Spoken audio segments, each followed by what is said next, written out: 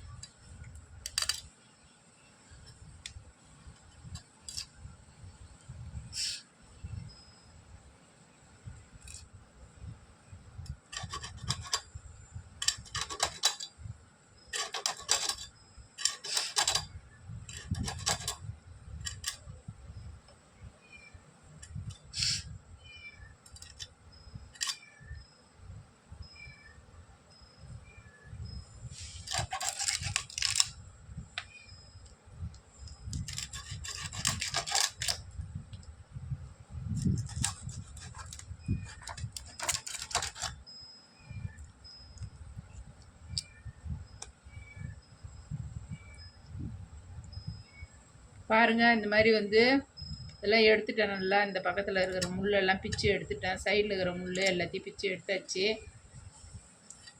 இன்னும் 2 பெறால் இருக்கிறதுக்காக இப்படி சுரண்டி விட்டுட்டோம்னா பெறால் இருந்தால் போயிடும்.